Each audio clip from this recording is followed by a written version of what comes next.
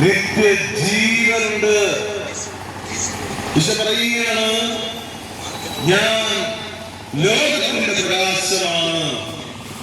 എന്നെ അനുഗമിക്കുന്നവൻ ഒരിക്കലും അന്ധകാരത്തിൽ നടക്കുകയില്ല, അവന് ജീവന്റെ പ്രകാശമുണ്ടായിരിക്കും.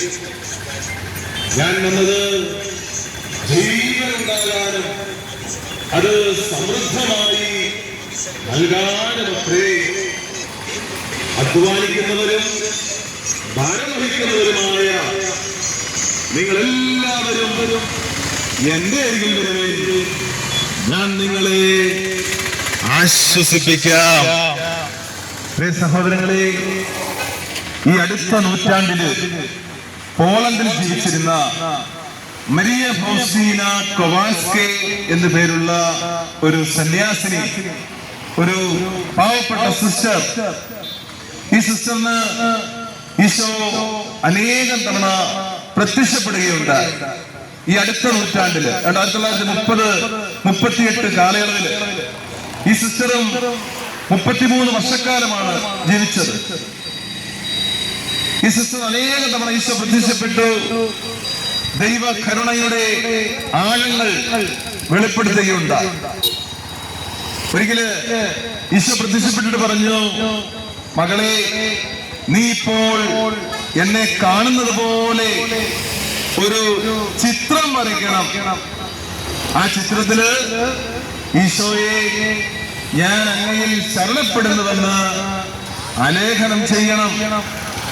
ഈ ചിത്രം നിന്റെ ദേവാലയത്തിൽ സ്ഥാപിക്കണം. ഈ ചിത്രം ലോകം മുഴുവൻ വണങ്ങപ്പെടണം. സഹോദരങ്ങളെ, ഞങ്ങളുടെ സമീപത്ത് നിങ്ങൾ കാണുന്ന യേശുവിന്റെ ഈ ചിത്രം ഈശോ പ്രത്യക്ഷപ്പെട്ട് മരിയ ഫൗസ്റ്റീനയോട് ആവശ്യപ്പെട്ട പ്രകാരം പറഞ്ഞ് വരപ്പിച്ച ദൈവ കരുണയുടെ അത്ഭുത ചിത്രമാണ്. ഈശോ അനേകം വാഗ്ദാനങ്ങൾ നൽകി. ഈശോ പറഞ്ഞു, ഈ ചിത്രം വണങ്ങുന്ന ഒരാത്മാവ് ഒരിക്കലും നശിച്ചു പോവുകയില്ല.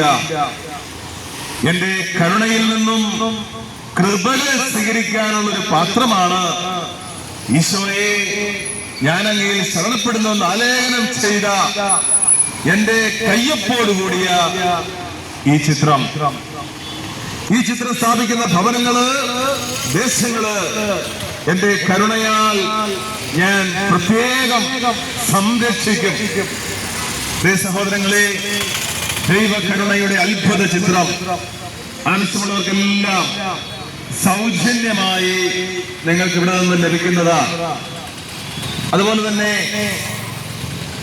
വിശുദ്ധ ബൈബിളിന്റെ സുവിശേഷ ഭാഗങ്ങളും യേശുവിന്റെ ശിഷ്യന്മാർ എഴുതിയ ലേഖനങ്ങളും ഉൾക്കൊള്ളുന്ന പുതിയ നിയമത്തിന്റെ കോപ്പി ആവശ്യമുള്ളവർക്കും സൗജന്യമായി ലഭിക്കുന്നതാണ്.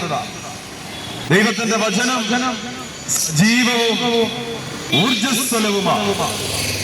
ഇരുതല വാളിനേക്കാൾ മൂർച്ചയേറിയതും ചേതനയിലും ആത്മാവിലും സന്ധിബന്ധങ്ങളിലും മജ്ജയിലും തുളച്ചു കയറി ഹൃദയത്തിന്റെ വിചാരങ്ങളെയും നിയോഗങ്ങളെയും വിവേചിക്കുന്നതുമാണ്.